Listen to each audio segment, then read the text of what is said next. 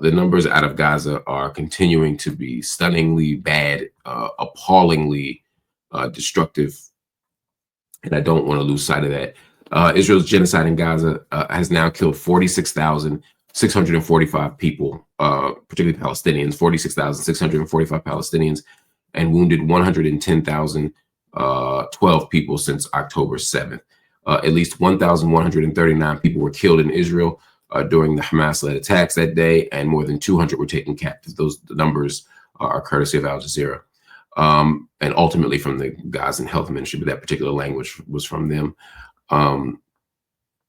Israeli forces have stepped up attacks on Gaza, bombing a school-turned-shelter and several homes across the Strip, and killing at least 22 people since the early hours of this morning. This is as we allegedly move closer to a ceasefire. Israeli forces are still intensifying their attacks. According to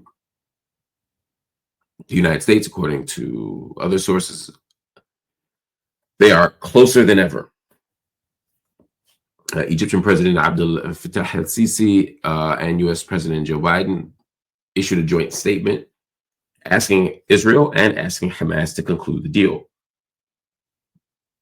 From what I know, Hamas is on board. They've moved forward. They're ready to go.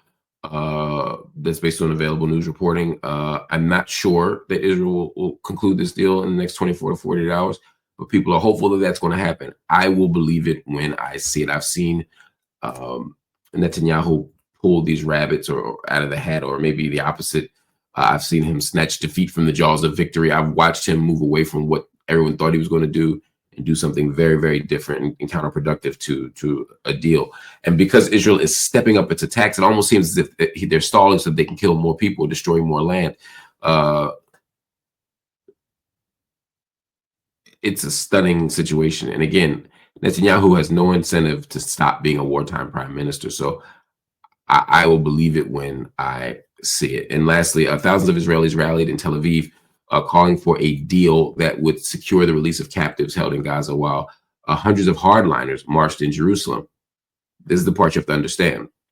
While people are cheering for a ceasefire and the release of the hostages, there were hundreds of people. Again, I'll be honest, thousands of people want to end it, but there were hundreds of people who were in Jerusalem demanding that the military invasion continue, that the quote unquote war continue.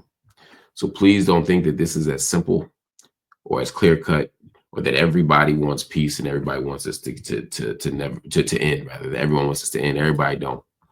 And knowing that, understanding that is a big part, of this. Jeremy M. wrote, will Americans be able to visit Gaza after the ceasefire? I want to help rebuild. Do you plan on going? I doubt. No, I think the answer is no. I don't think Americans are going to be able to easily visit Gaza. I think their security restrictions are going to be there. No part of the ceasefire deals makes it seem as if security coordination is going to be any different.